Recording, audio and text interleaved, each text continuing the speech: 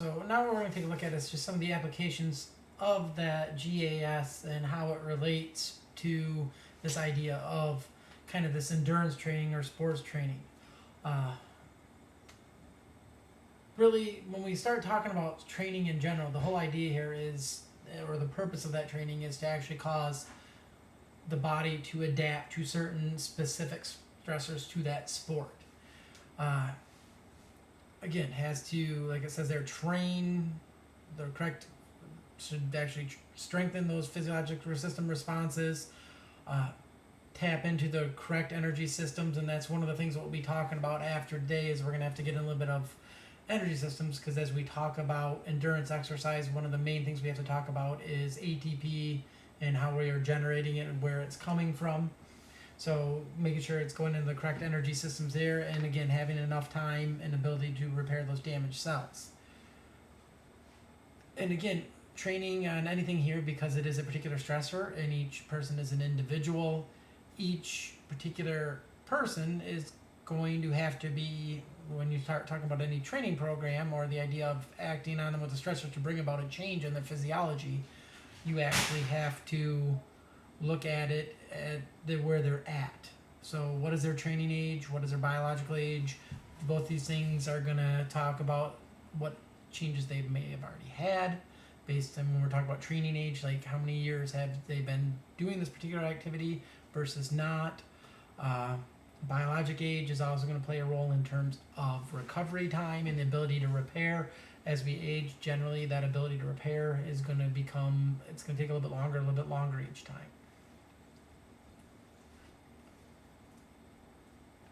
And again, as I was saying, with this adaptation syndrome,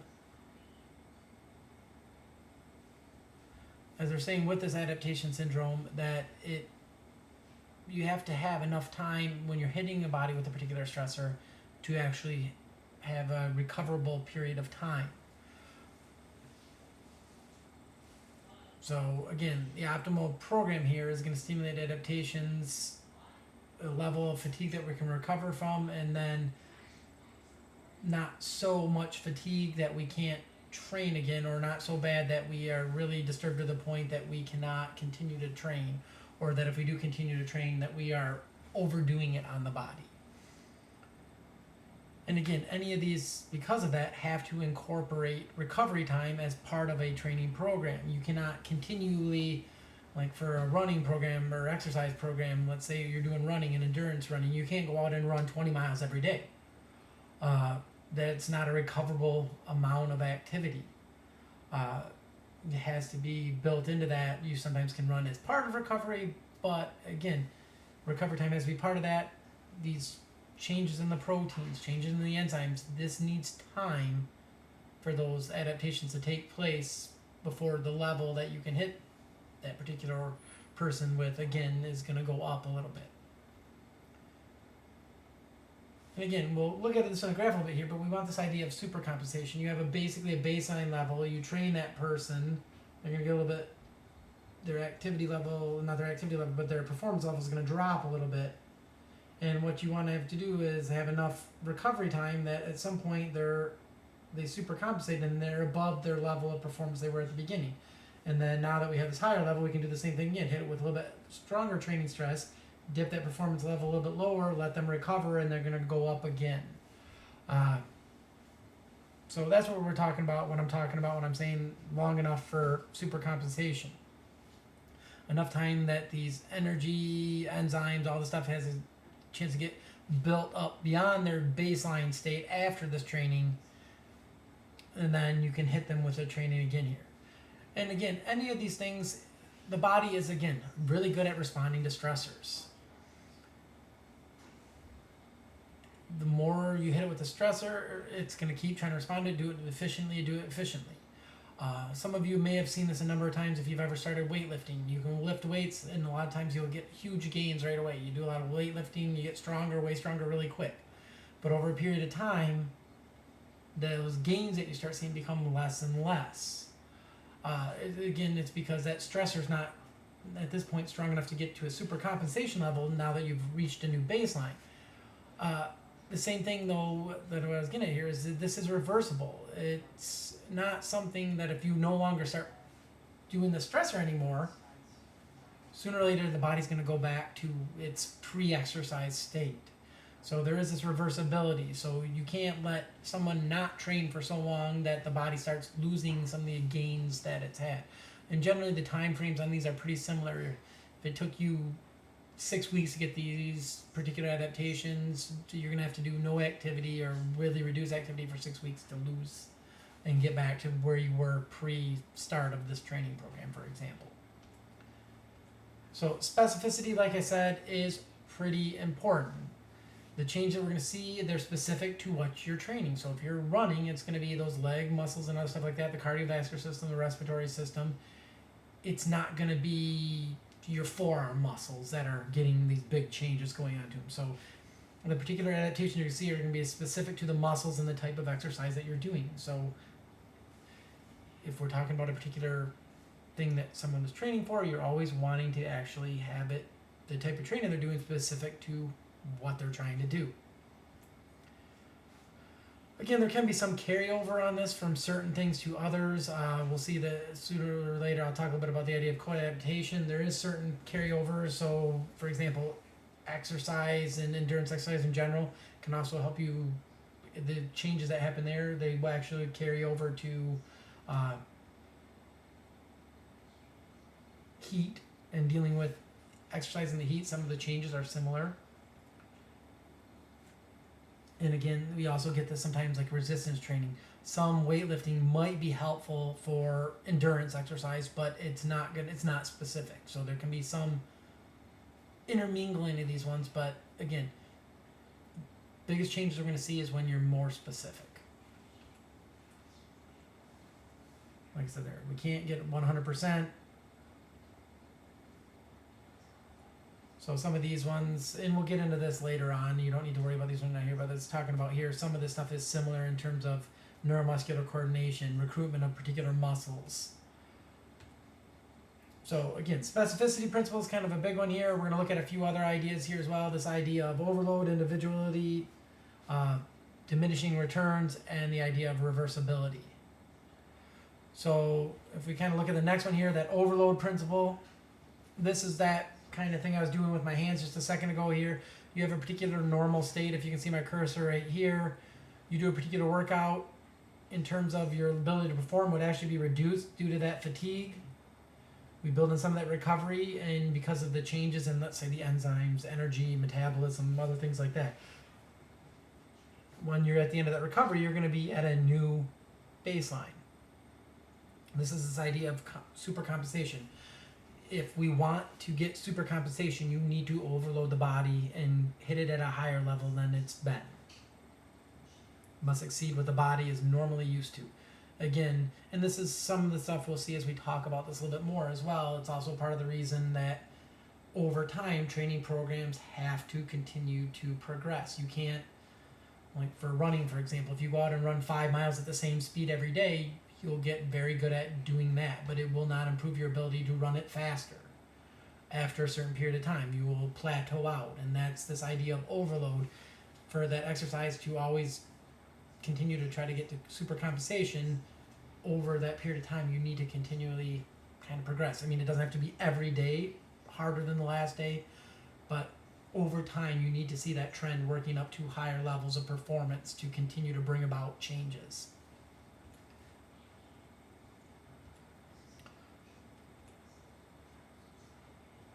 And again, this gets this idea of progression, and that's really kind of what I was leading into already. This, if training intensity doesn't progress, you are not going to get an overall change after the initial change in that athlete.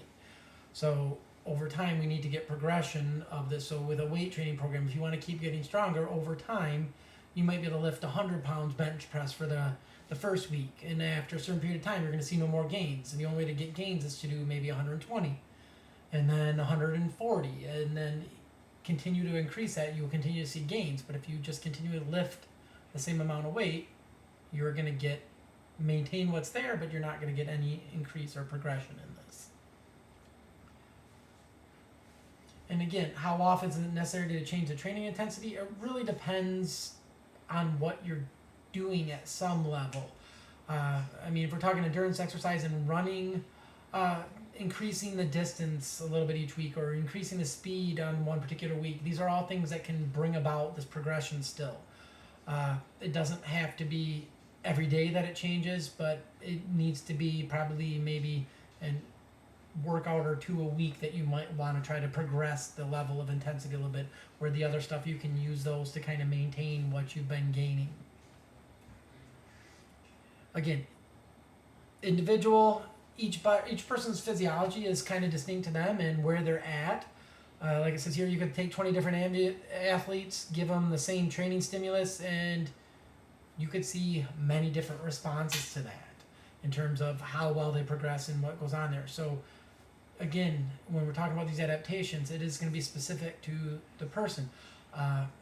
Honestly, we can get into it even a lot more depth on that when you can get certain people's based on their muscle composition or other stuff like that, that having them run long might not get the same benefits as somebody who has maybe more slow twitch than somebody that has more fast twitch. And you might want to tweak that based on kind of their genetics even sometimes when we're talking about individuality. Again, just some, to me, interesting stuff to talk about. Again, not something that we need to worry about initially here, but again, this is all stuff that influences how somebody responds to a stressor. And if we start talking about athletic training and endurance training, what they're working with, what their training age is, what their actual age is, their muscle composition, these are all things that may play a role in why a particular stressor might be more beneficial to them than a different one. So, like I've already been saying here, pre-training, how much have they been running already? So if you've been training a lot more already, you can probably start them with higher stress levels than somebody else who hasn't been. One of the things that I do is I actually help coach cross-country running and track. And again, those people that have been running all summer, when the fall season comes to start, it's a little bit different for them than somebody who hasn't been running all summer. And they might not see, if we're doing easier workouts at the beginning, they might not see the gains if we don't stress them as much versus somebody who hasn't been running at all. Just having them run, you're going to see big changes in their ability to run faster. Again, like I said, the genetics based on muscle composition, all that can play a role, and gender plays a role as well in terms of what type of stressors you want to put on somebody. And again, on all the stuff here, it does tend to be a diminishing returns. There is probably some theoretical max at some point that person can reach. Generally, what you see early on is little stressors lead to big changes. The body starts adapting, but as more and more changes and physiological changes happen in the body, there is, I mean, in reality, there's less to continue to change to bring about these gains. So what you're going to see is performance gains over time. You're not going to be able to get as big a gain from maybe a bigger change in training stimulus. And it's just, again, it's that whole idea of diminishing returns. At the beginning, you might get really big changes. Over time, it's a bigger and bigger stressor to bring about, a lot of times, much smaller changes. And again, it's related to certain things overall. I mean, at some level, there is some genetic ceiling to people based on the muscle composition they have, their biomechanics. I mean, I always use the example of Usain Bolt. So those of you who've watched the Olympics up till the last one there, you could train. I could go out there and I could do the same workouts he's gonna do. I'm never gonna be that fast. I don't have that genetic ceiling that he does. He had a particular build with a particular set of muscles and that amount of fast twitch. That being said, he was grossly ahead of his time. If you look at kind of changes in that world record for the 100 meter and the 200 meter, he was, if you kind of go the normal progression, he was about 20 to 30 years early in terms of the times he was doing. So really kind of a genetic outlier on that one. But there is going to be some level on this that is going to be the max, and you're going to have to work harder and harder to get closer and closer to that.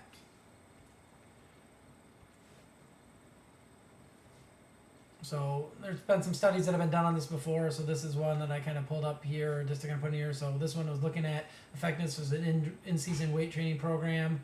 They had two groups, some that had previous strength training experience and some that had none. What they really saw is in group one, who already had some, they didn't see much of an improvement in strength or an ability to lift weight, but they saw a 4% increase in upper body strength in the group that did a lot of training. So again, kind of showing you that more further along in that training age, a diminished response to a similar stimulus as somebody that had nothing. So again, gets you to that idea of training age and the idea of diminishing returns. So like for all of you, if you haven't been running and I start you on a running program and I do the same one, I've been running for 12 years pretty consistently, how much you'll improve would probably be much greater than what I would, because my training age is much further along with my overall age as well. So, which isn't going to help me. So training age, again, when you start talking about performance gains or lack of gains, does play a role in this. So again, what it basically says is each person's an individual, and trying to adapt stressors for those people, it should be an individual thing. And this is just kind of showing it in a graph form. Just like strength increases, or I mean, this could be speed, this could be endurance, any of these things. But as you go longer and longer training, you might see very big gains early on, and as you continue to train over months or years, you're going to see the changes that you can see start becoming less and less. Up until, again, it starts to max out as you reach that potential of maybe what is physiologically possible. Again, is reversible. Detraining does happen. It's really kind of the opposite of training. You've been continuing training, then you stop doing it. You're going to start seeing changes that the body starts doing too, because it no longer has a stressor put upon it. Good examples is somebody that's bedridden. They a lot of times will have atrophy in the muscles. You're not using the muscles. They'll have loss of bone density. Those ideas are kind of similar when it comes to training too. You continually are training, all of a sudden you stop. A lot of these gains, so in terms of endurance training, cardiovascular, respiratory changes, you're going to see those start to go away over that period of time. Again, how quickly? 2 weeks of inactivity, you can get a small reduction of VO2 max. A lot of these, they generally kind of say the time frame's about similar to lose those gains is about similar to what it took to generate those gains. So in the next one here, looking at stroke volume, 12% decrease in stroke volume after 2 to 4 weeks of detraining. So the amount of blood the heart can pump out. Again, all these things going to play a role in how well somebody can actually perform if we're talking endurance training. And this is kind of talking about this overall idea of taking the stressor now and then putting it to a training program. It's kind of showing you where you want to be and where you don't want to be. So really what it's kind of pointing out here is this middle part is where you want to be in terms of intensity, duration, frequency. You want enough overload that you're leading to increases in performance, and you get this idea that you want to overreach a bit, kind of tax that system past where it's normally used to going a little bit. This will lead to more changes and more performance, and sooner or later that just becomes a normal kind of overload that maintains or slightly increases those improvements. What you don't want to do is put so little stress on the body that it doesn't lead to any changes, or leads to such small changes that we get no change in performance.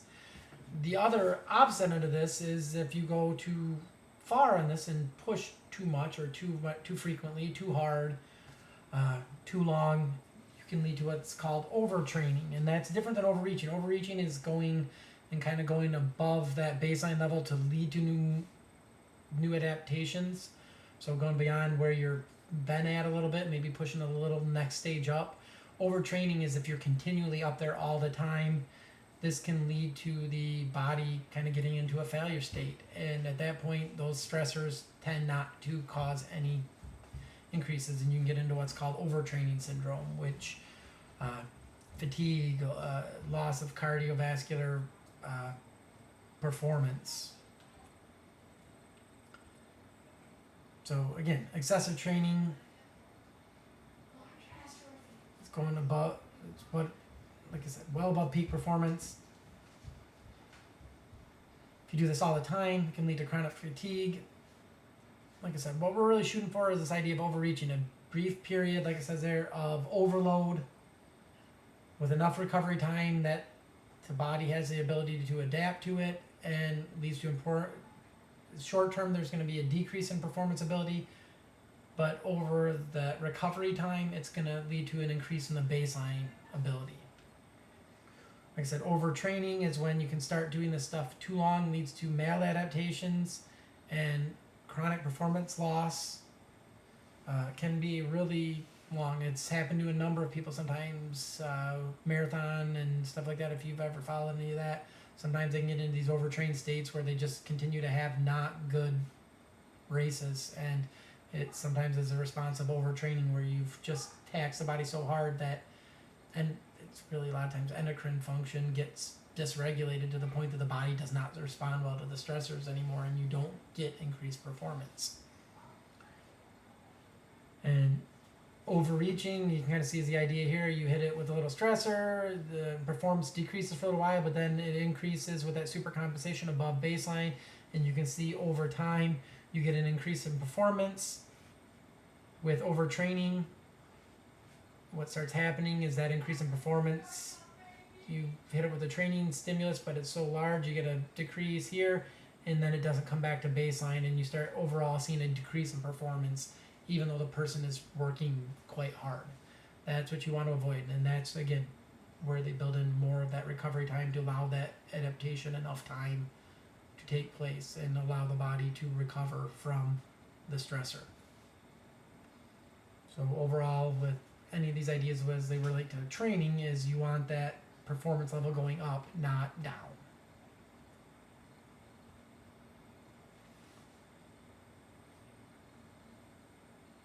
And like I was saying, over time you will start to see some plateaus, and a lot of times that's where you have to bring in something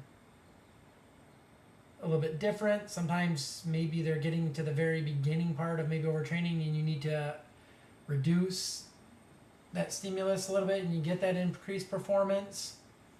It might also mean sometimes that if you've not been stressing them enough, that they're actually not getting any decrease in performance. You're just not taking them above their normal workload. Again, overtraining, a lot of it, this is endocrine and a parasympathetic dysregulation, part of that autonomic nervous system. We don't want this to happen. Again, leads to increases in heart rate, ability, it's like loss of sleep, other stuff like that. This is all things that can happen because of overtraining. Generally, get the parasympathetic way too active during exercise, which makes you fatigue easier. Again, all these things that you don't want to have happen. So, overtraining, again, getting towards that failure state of Selye's GAS ideas here.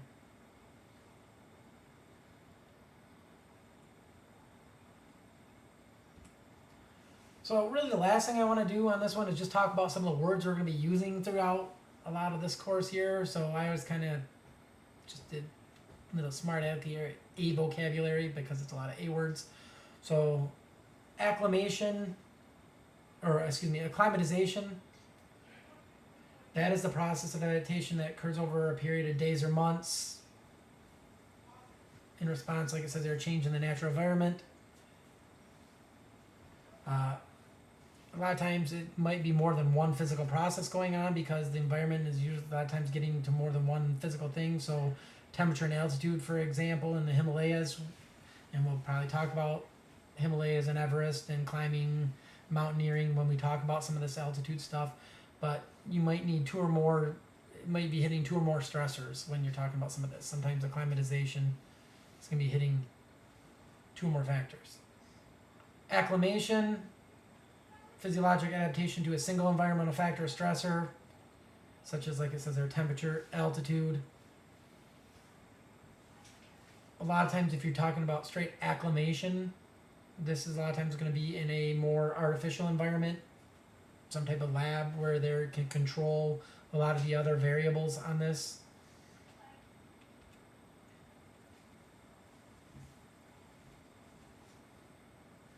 like it says here, some biologists will say that acclimation and acclimatization are a cause and effect relationship.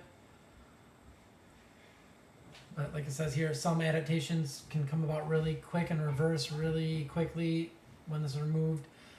This is where I kind of get into this idea of accommodation. It's kind of the body's short-term management of a stressor. One of the things we'll do here, probably one of the first these days early on, is we'll start talking about things that happen with exercise. One of the best ways to kind of get you guys to feel what that is just to say, let's go out and run. So we might go out and run around the pond, or I might take you over to the track for a day and just get us outside, since this classroom stuff is scary enough now. But this idea of accommodation. So to me, accommodation is just kind of talking about these ideas of these short-term adaptations, single time response here. Acclimation or adaptation is going to be this longer-term change in the physiology of that organism. Like I said, all these ones are really, it's all on a spectrum here. We're kind of trying to say this is different from this, is different from this, but really this whole idea of accommodation to acclimatization is a spectrum, and where we're putting these dividing lines in here is somewhat artificial.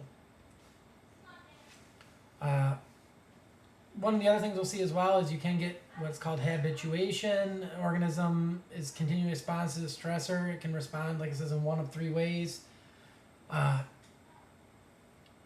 particular system may increase in performance, may remain constant, may diminish.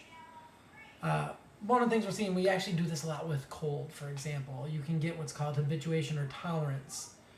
It's basically a decrease in the response to that stimulus over time of a similar stimulus. So if you're used to being out in the cold all the time and you get a little bit used to this cold, one of the things you can do is you can get habituated to it, where you're able to tolerate it easier.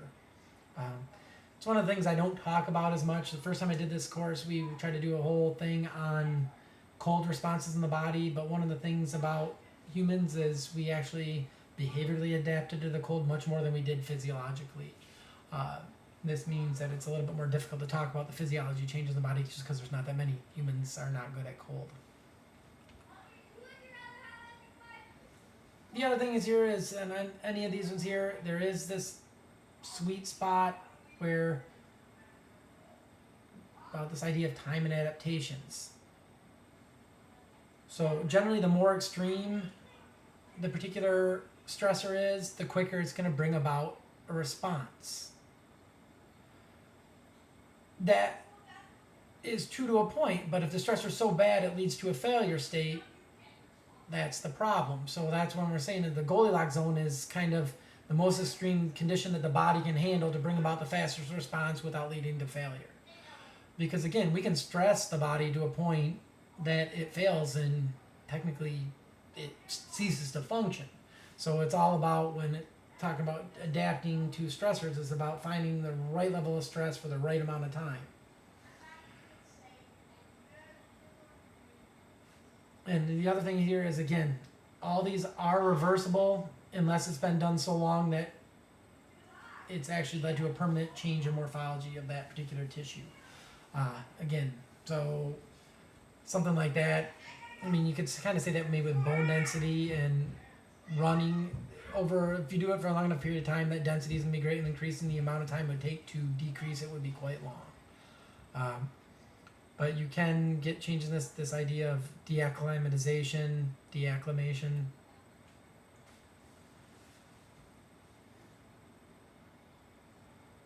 And like I was saying, how well in a particular individual is going to respond to a particular stressor, it really depends on how extreme the conditions are, and that particular attributes that that one has, the limit of that ability, the limit of that person to respond to that particular thing here. So again, we always, if we're talking about training stress and that, it's always about, again, trying to find that sweet spot of enough stress, enough time, but not so much that the body can't handle it. And again, certain things here, we will see some cross-acclimatization on this, or cross-acclimation. That some of the stuff that we're going to talk about, one stressor sometimes can lead to changes that are beneficial for another one. So with altitude and heat, they actually kind of work together. Some of the changes that heat brings about would be good at altitude. You can also have negative cross-acclimation. And this is one of the reasons that I love talking about Mount Everest or mountain climbing in general with these courses here is the lack of oxygen and the changes that happen to deal with that are actually maladaptive or kind of negative against the ability to respond to the cold. And that's one of the tough things about altitude is it's always hypoxic and generally always cold. So we see that a lot.